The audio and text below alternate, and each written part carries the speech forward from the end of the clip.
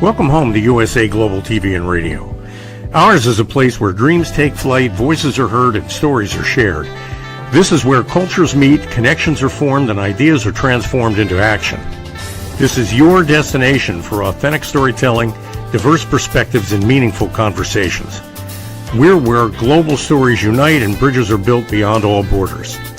Discover our world of education, entertainment, hope, and inspiration. Together, we're building bridges worldwide. Subscribe to our USA Global TV channel and download our USA Global TV app. Be our guest or join our team. Visit usaglobaltv.com. With heartfelt thanks to our executive producer, Dr. Jacqueline Kerbeck, music scored by Yifei Tang from Cloud Road Music, creative direction by Paul Garcia, and I'm Al Cini, and I'm very proud to be part of the USA Global TV and Radio family. So join us here at USA Global TV and Radio. Make us your home for global connection.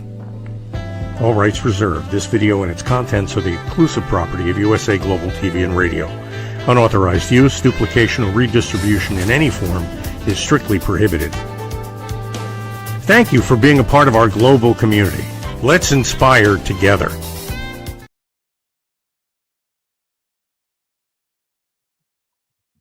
All right, everybody, welcome to You as a Whole, Body, Mind, and Soul. I'm Justin MIRIGLIANI, and we are on USA Global TV. And just want to welcome everybody, as we usually do, get together at this time on Mondays. So today's topic, I'll just get right into it, is they are the teachers.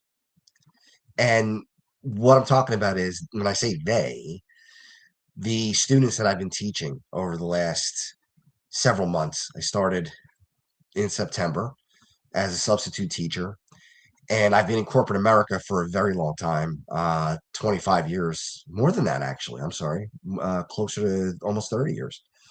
And most of that time, the 25 years, I've had my own business. And I've talked about this ad nauseum, so I won't get into the whole thing, but business is pretty much not working out the way I wanted it to. And I'm kind of on a hiatus here, looking for another job, and I want to get back into corporate America as an employee instead of a business owner. And in the meantime, to make a little bit of money, I am a substitute teacher, and I've gotten a chance to get into classrooms and be with other kids, all kinds of ages, kindergarten all the way up to 12th grade, and it's really been fun for me. I know that I can't make it my career. I realize that. I do have a master's degree in education, but it's been so long I haven't taken the tests, and quite frankly, the salary that they would start me at now just would not work at age 51.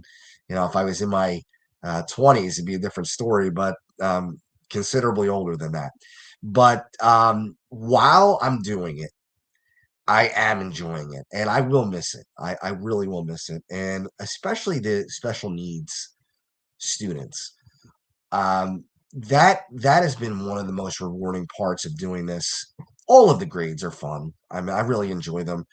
I love the high school kids. I let them call me by my first name, so that I really can kind of relate to them and enjoy that.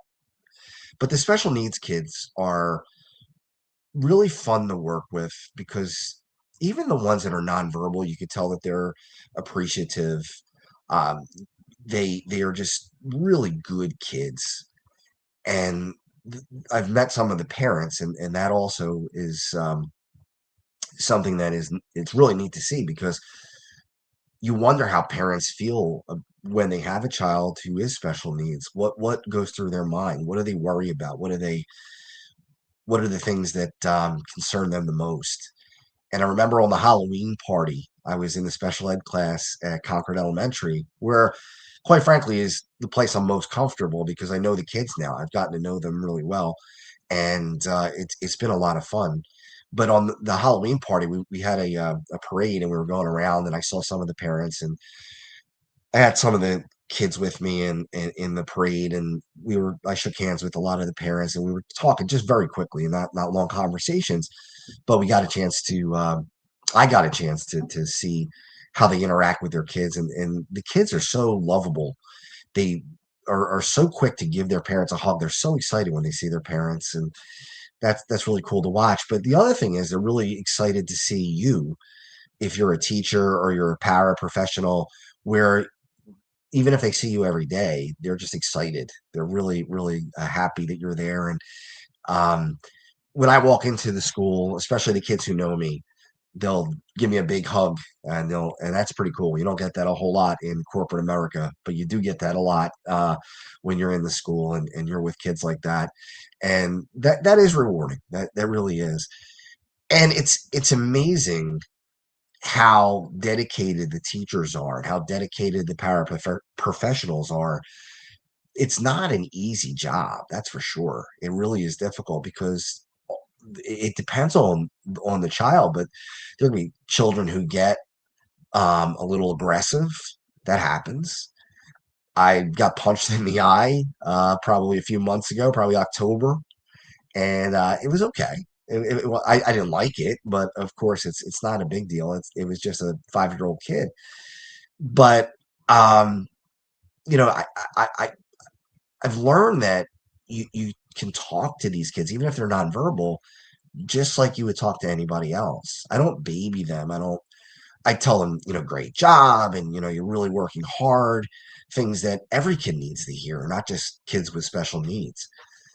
And they've taught me that. They've taught me what I should be doing. I kind of take their lead a little bit and let them kind of dictate where we're going to go and what we're going to do. Now, of course, there are parameters that you have to follow. You have lesson plans that you have to follow, and there are certain protocols you have to follow. But I really kind of encourage them to do what they need to do or they want to do, as long as it's within reason.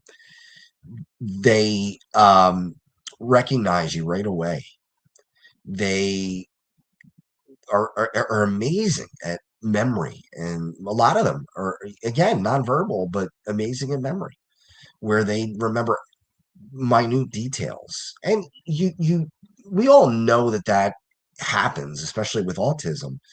But until you see it, it really doesn't hit you until you actually are there in the middle of it. You can actually see it, and you say to yourself, wow, this is just extraordinary. There's one kid, and I'm not going to use any names, but there is one kid who really doesn't talk. And you wonder if he's even listening to you when you talk to him, and you're not sure. And yet, when he pulls out a book, he can read and he says the words out loud. And it's just amazing. He can read books that are well beyond his age. I think he's about 7 years old. And I believe he's autistic. I don't know for certain, but pulls out a book and he just reads the words and won't speak to you, but he'll say these words out loud.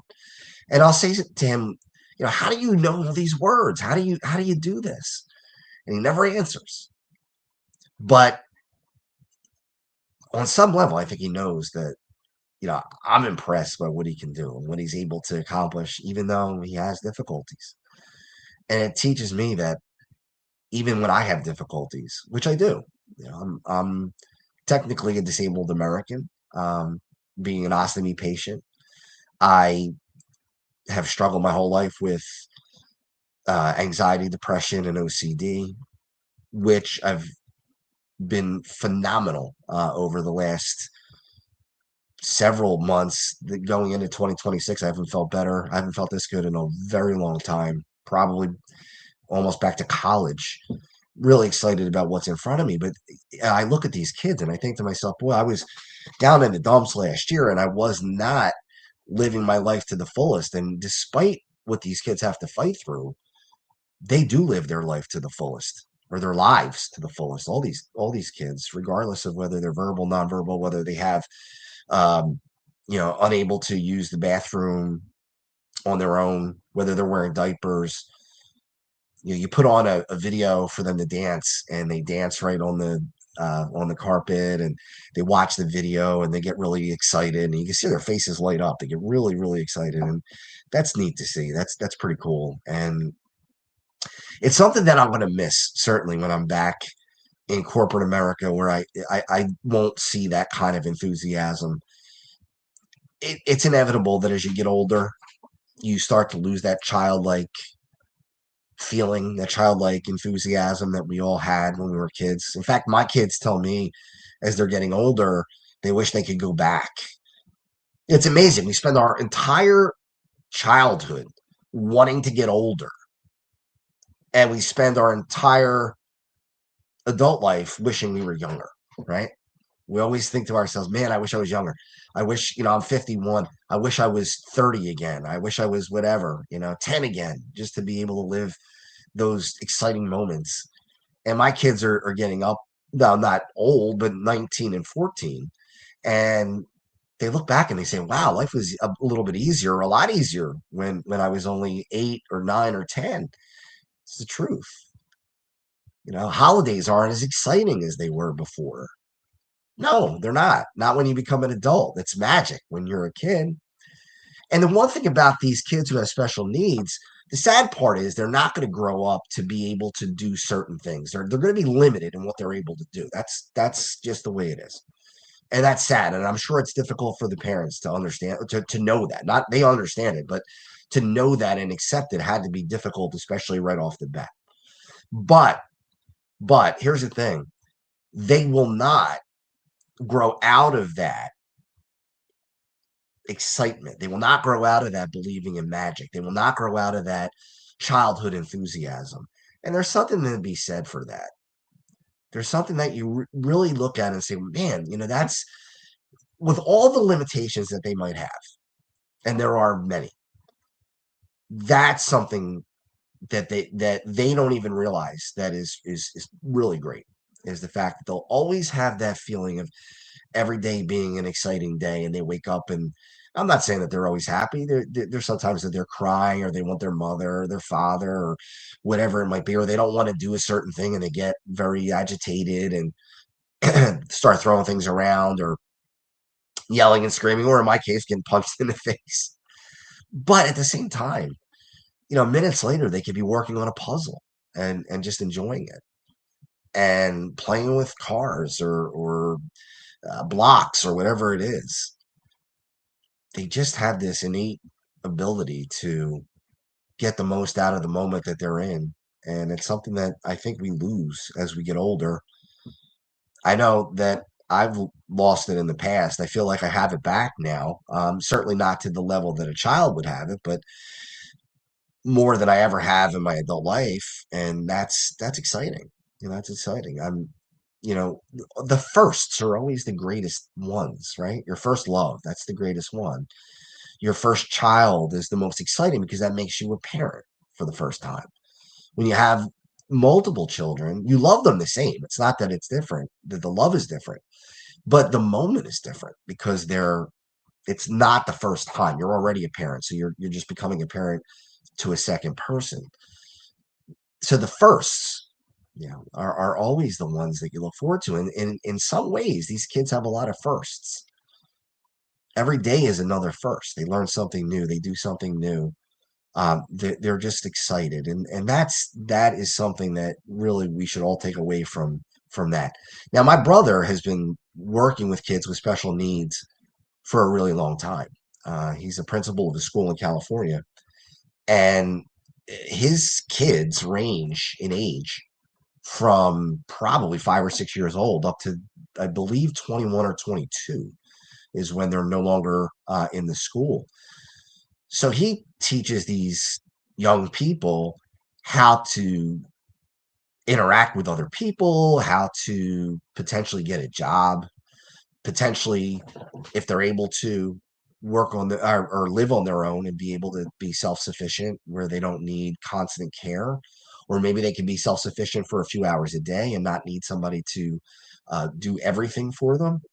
It's a range. It's a range, but he's able to do that. And he's done amazing work in California. He's implemented new technologies and implemented some really amazing um, programs that these kids are able to be involved in. You never would get the satisfaction of that in the corporate world. I mean, I'm not saying that the corporate world is bad, and I'm not saying that it's terrible to be in an office or work remotely and work with corporations around the world. But the fact of the matter is, you're not going to get the same satisfaction that you would with young children, at least in my opinion. Maybe other people feel differently, and that's okay. That's fine. Another thing that I've learned is how to be more sensitive, and I really I don't get offended easy. It's very difficult to offend me. I get angry. Um, and I'm much better with that than I have been in the past. I'm able to control my anger a little bit more. But one thing that I got angry about last week was a derogatory term that was used against people who happen to be liberal.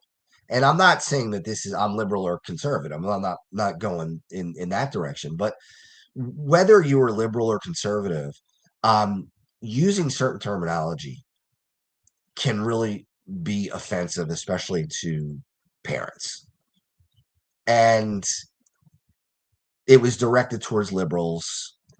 I'm not going to use the term, but it's a term that was used in the past for people with Down syndrome.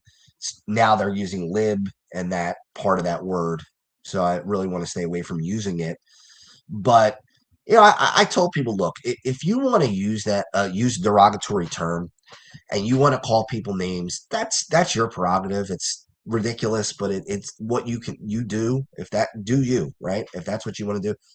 But can you stay clear of that term? Can you step away from that one? Come up with something else. It can be anything else. If you want to be offensive in another way, but don't be offensive to young kids or to parents of these young kids who see and hear that. And I'm sure some of them let it roll off their back and others don't. Others are not able to let it roll off their back. It's not a matter of being weak or being woke or being anything else. Oh, this is terrible. Don't be politically correct. No, don't be insensitive. That's all we're saying. That's all I'm saying is think about what you're saying before you say it or what you write before you write it. Even if you're angry at somebody else, it doesn't give you the right to say something that's going to be hurtful, nasty, cause them to feel pain. Why would you do that? No matter what side of any aisle that you're on, you don't want to do that. And I'm sure it's hurtful for parents of kids who have special needs, whether they have Down syndrome, autism, anything else, Asperger's, all the other anybody on the spectrum, neurodivergent children. I have family members who have children who are neurodivergent, and it's tough. It's not easy. It's a 24-hour a day job. You have to worry about everything. You have to worry about um, whether they're going to run away. You have to make sure the doors are locked. You got to make sure that they don't, when you're out with them, that they don't get lost. And if they get lost, it could be very, very dangerous. Where they wind up, who winds up picking them up. You got to worry about people in the area, who's around, who might take advantage of a child with special needs. What other dangers are there? Animals. They may not realize it, that animals can be dangerous. They may go to pet a dog that might bite. They may go into the woods. They may go near water. All these different things. So when people use derogatory language that really insults those children and those parents, it really is not necessary. You really don't need to do it. You could be offensive if you want to, but stay away from that. There's certain things that now look, I'm not giving you the green light to be offensive. I'm just saying if you're going to be offensive, you can go another route. You can be nasty and not offend children. I think children should be hands off. And maybe I wasn't sensitive enough to that before I started teaching kids with special needs. Maybe I would never use that language or say those things, but maybe it wouldn't have bothered me as much as it did this time. This time it really annoyed me. And I made it known. I wasn't nasty about it. I wasn't angry. I didn't challenge anybody to a fight or anything stupid like that. But I just said, think about what you're saying. And some people disagreed with me and said it's not a big deal. Okay, well, if that's the way you feel, that's the way you feel, but it is a big deal. You're not correct, and sometimes we got to say when things are wrong and just call them for what they are, wrong. And it's wrong to use kids with special needs as an insult to other people. Plain and simple. I really don't think there's any ambiguity here. I really don't see how anybody could disagree with that. And there were people who disagreed with that, which is a head scratcher. But let's get back to the positive. These children can give you such insight into what it is to be human. They have an ability to see through any kind of obstacles. They look at you as, you know. I'll give you an example. One kid was crying and he was all upset, and he's nonverbal. He's got a board where he could type and say things, and I forget what was going on, but he was really really upset, and I said, "Hey, come on, you know what's going on? Tell me what you need. What's happening?" And he wouldn't tell me for a little while, for probably about 30 seconds. I said, "Come on," I said, "just tell me what's going on. Why are you crying? What can I do to help you?" And then he just jumped up in my arms and he sat on my lap and he just wanted to stay there. That's it. That's all he did, was just sat on my lap, and all of a sudden he stopped crying and he just sat there and he put his head on my chest, and we just sat there, and I said, "Okay, if that's what you need, if that's what is going to help you feel better, it's fine." And we just sat there, and I didn't tell him, "Well, you got to do your work, or you have to, um, you know, you can't sit here," or no. I just let him stay and just be relaxed, and we took it from there. Um, that's that's a gift from those kids. There really is. It's something that they give you, unconditional love, because they know that you're there to help them. Does it get frustrating if you're there every day? And I'm not there every day. I'm not in special ed every day. So yeah, I'm sure for the teachers and the paras who are there day in and day out, it can get rough. It's not easy. And these people are not paid enough. They're really not. It's a much harder job than people think. People think, well, you just go to this classroom and all you do is just tell these kids to draw or play with toys or play with puzzles, or you read them a book or you play them a video, and that's it. Day's done. That's not how it works. That's not how it works. I was in the library with kids, I was the teacher, the sub, and we had the paraprofessionals there, and they have what they call a runner. And a runner is a kid who runs away and tries to get out of school, tries to run out the door. And I remember following this kid all over the place. And then she made a run for it. She went right for the door and she was going real quick. And she was fast. And I had to run. I had a bolt for the door. And I got there and I just slid in front of her. And she ran right into me. And I just scooped her up and just turned her back around and brought her there. And, I'm not trained in restraint. So I did it very softly. It was necessary. It wasn't something that I could avoid. I try not to touch the kids in any way because of the environment that we live in right now. Um, and I get it. I get it. There are people out there that are despicable, to do things to children that are just beyond belief. And I get why there are certain rules in place. But at the same time, if a kid's going to be injured or possibly leave the school, I'd rather lose the gig than allow that to happen, or allow this kid to sit in my lap because he needs to at that time. Or you're not allowed to, again, restrain, but scooping that girl up in my arms and just turning her around. I mean, the alternative was to let her run out of the school. I'm not going to do that. That's just not going to happen. Um, you know, there's another part of this that I learned is that you don't have to fix every kid's issues. You can let them figure it out for themselves.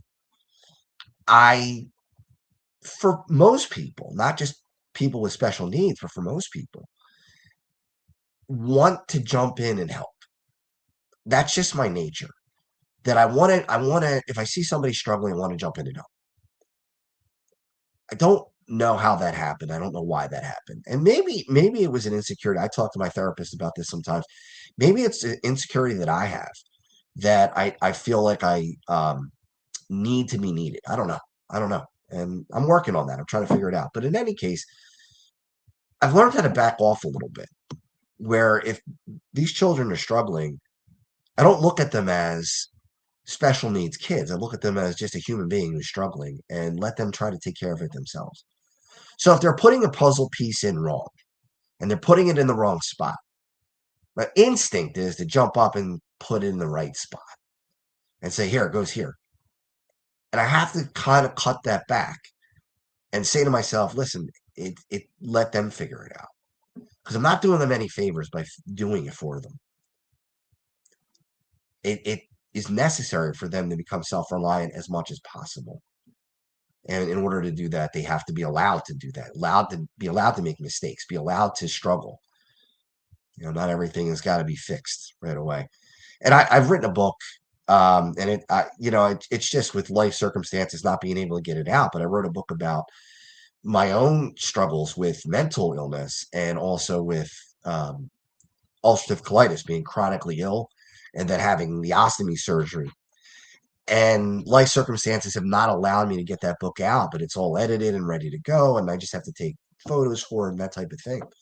But one of the chapters I write about is the Fonzie syndrome. I know I have a cold, so I'll repeat that. Fonzie, the character from Happy Days. And what I call the Fonzie syndrome is kind of what I've already explained. A need to be the knight in shining armor, the hero, as much as possible. For those who remember Happy Days, and it's funny because my therapist is probably in her early 30s. So when I mentioned the Fonzie syndrome to her, she had no idea what I was talking about. She said, "Who's Fonzie?" I thought, wow, I am getting old. At 51, I remember the 70s and 80s. So I remember Fonzie, and it was a great character on Happy Days, for those who remember the show Happy Days. But the character Fonzie was always there to save the day, no matter what it was. Whether it was somebody being beaten up, Fonzie would come and take care of that. Or I remember episodes where somebody was taking advantage of a girl and Fonzie stepped in and saved the girl. Or an episode where there was a fire in the Arnold's, which was a diner, I guess, or a restaurant. And Fonzie saved the day there too. He kept everybody calm. He was always stepping in. When somebody needed something, whether, airplane tickets, Fonzie came through and had the airplane tickets. And I'm just remembering episodes as I'm talking to you. And that's a TV show. That's not real life. And I looked at that character as I grew up and wanted to be that character as much as possible. I wanted to be Fonzie. And that's what I call the Fonzie syndrome. A lot of people have it. I'm not the only person who has it. You have to learn that is a TV show, and that is a character on a TV show, and it's not real. And as much as you want to be the hero for anyone, but especially kids who have special needs, that's something that you have to curtail. And you have to say to yourself, look, I can't fix everything. Would I like to be able to? Sure. Anybody would. But there are certain things that are out of my control. And I've learned to accept it. I've learned to accept it. Because if I don't, I'm just going to be miserable. And that's what these kids are able to accept. They have limitations and I'm sure they know it. I'm sure they know it on some level. But yet, they just go on with their life and they do fun things. They're excited about the holidays when the holidays were coming, and even with them being just passed, they were talking about things that ones who are verbal were talking about Santa Claus and gifts that they got and things like that. And, some of the kids that are just struggling with comprehension and things like that who are not necessarily special needs, but they are pulled out of class sometimes to have special math classes or special reading classes. They're just incredible kids. I mean, they're really a lot of fun. And I had one kid, and again, I'm not going to use any names, but I would say things like, um, we were counting to 10. We were using 10 as the base 10. And I would say, well, if we have five of these and five of these, what do we have? Like five red blocks and five green blocks, because he wanted to do Christmas colors. So I said, all right, let's do Christmas colors. So we did red blocks and green blocks, five and five. He said, how many do we have? He said, obviously 10. Like, I didn't know, like, how could you not know that? You're a teacher. How could you not possibly know that five plus five is 10? I loved it. I thought that was great. I didn't, I it was awesome. So then we were kind of changing things. I said, well, what if we only had uh, four of these, but we had six of these? That 10? He goes, obviously that's 10. Six plus four is 10. It's still 10. And then we kind of kept going with it, moving around, 7 and 3 and 9 and 1, and and every time we did it, he kept saying, obviously it's 10, and I thought that was great. I thought that was great. And he couldn't wait to write it down. He couldn't wait to put it in his on his paper, on his worksheet. And it was a lot of fun. It was a lot of fun. And yeah, are there frustrations when you have kids that won't listen, that are not on the spectrum but have some learning disabilities? Yeah, it's tough. I mean, if they're not going to do their work, and I hate to say this because it does sound sexist, but boys are tougher than girls. It's true. It really is true. It's not a slight against boys. I just think it's the way that we develop. But you see it. The boys are much rougher. I don't have to say to the girls a lot, stop wrestling. Do I have to say it to the boys? Yeah, a lot. Don't don't touch him. Don't push him. Don't shove. No wrestling. No fighting. No throwing. That's another thing that happens a lot with the boys is they throw stuff. I don't get angry. I get frustrated, but I don't get angry. And there is a difference. And I try as best I can to appeal to their wanting something. So, hey, look, if you do this, we have extra time. At the end of the day, we'll do whatever. We'll have extra playtime, or I'll talk to your teacher and tell them that you should get a special treat for what you've done, because you've done good work. And I'm not saying it works 100% of the time. It doesn't, but it works a lot of the time. And when you reward one child, other children want to be rewarded as well. And that's a good thing. That's really good. Um, I like the fact that other students who are not special needs students take care of some of the special needs students. I see it at lunch. I didn't know what to expect as far as how the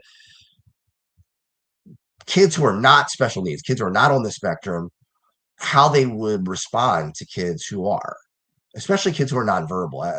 I had never seen that interaction before, really, in personally up close. And it's really cool to see how these kids take care of these other kids. They open packages for them that they can't open, or they help them get a fork or a spoon, or they help them clean up if they spill something. Somebody is teaching these kids right. There are parents out there that are teaching their kids the right thing to do. And I hope that continues as they get older. I hope that's something that continues as they grow and they get into the upper grades and in high school. Again, I don't like to go too negative, but my daughter was telling me that there are kids that, in high school, that are now graduates in college, freshman year in college, and they still do the same stuff that they did in high school, like videotape a kid who is on the spectrum, who's just dancing and trying to have a good time, mocking the kid. Why? Why?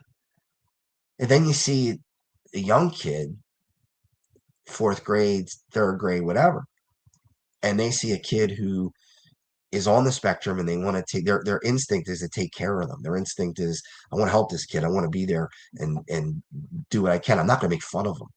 So where does that go off the rails? I don't know. Is it something that we need to teach better as parents? Is it something, because my kids never did that. My kids never did that. And I got to be honest, I wasn't a big punisher. I was more of a lesson teacher, talk to the kids, um, explain to them why what they're doing is not right or why they shouldn't be doing what they're doing. I never spanked. I don't believe in spanking. I don't believe in corporal punishment. Um, and my wife didn't either as we raised the kids. Um, but there would be extreme consequences for any kind of behavior that would be bullying, mocking, doing anything that was just wrong to a person with special needs. That would be one thing that would require for in my the way I think. I'll say it that way. The way I think, the way I feel. That would be a line, if crossed, would have some severe consequences. And when I say that, I don't mean physically severe consequences. I mean things like, a long grounding or, have not to be punished, but maybe if I had a child who was making fun of the kids like that and videotape them, I would tell them, look, you're going to have to go work in the school or in a daycare or whatever for kids with special needs or whatever they would have to do as far as learning more about it and saying, hey, look, you need a lesson learned here.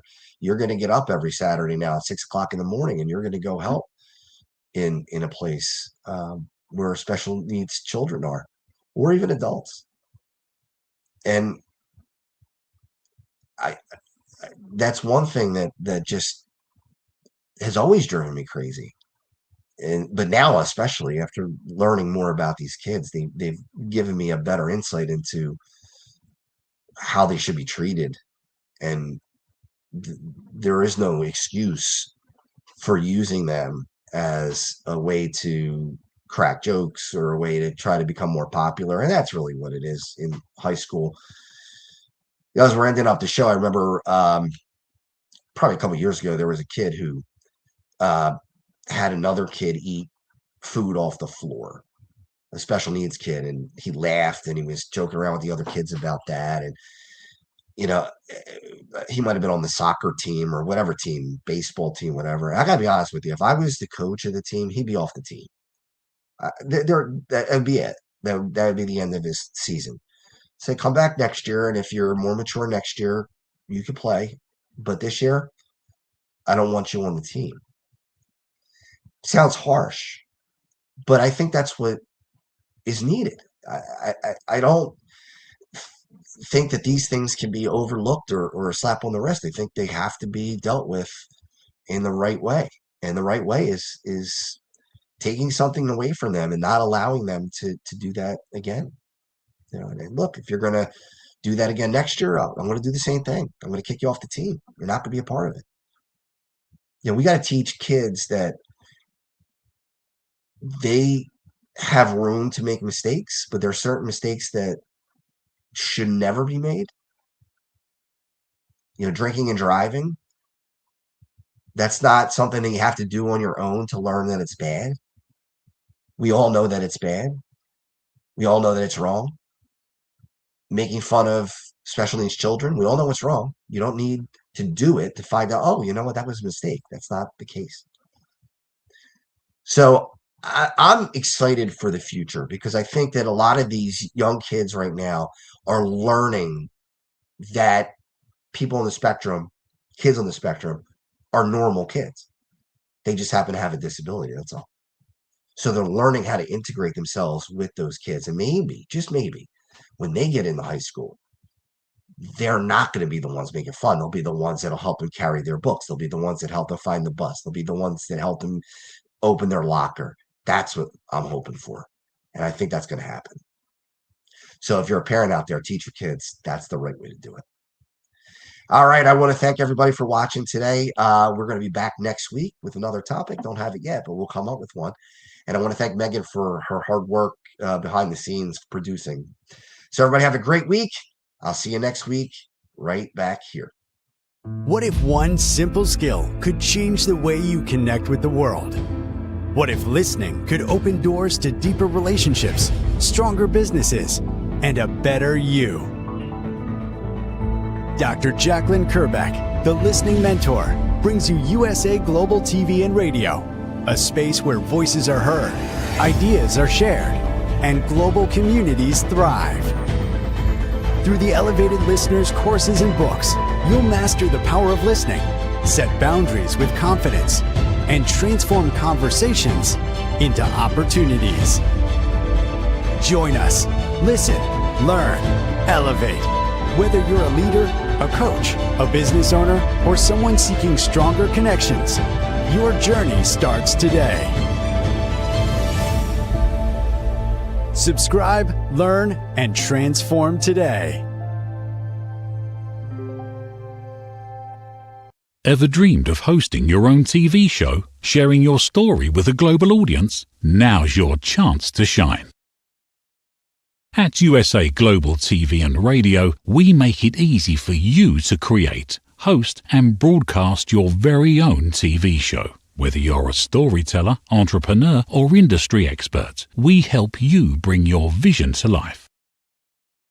With our exclusive interview, live streaming, and podcasting training, you'll gain the skills and confidence to captivate your audience. Our global platform ensures your voice is heard worldwide.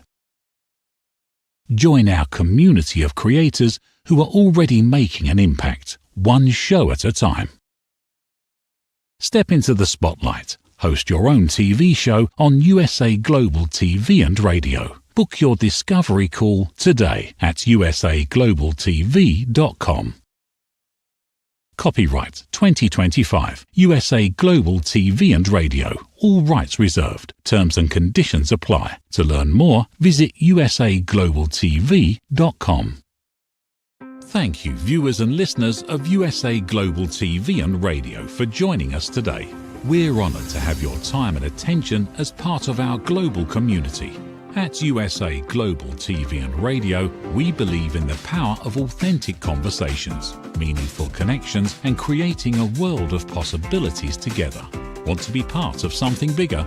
Join our team of elevated listeners at usaglobaltv.com, a space where your voice matters and your ability to listen transforms relationships.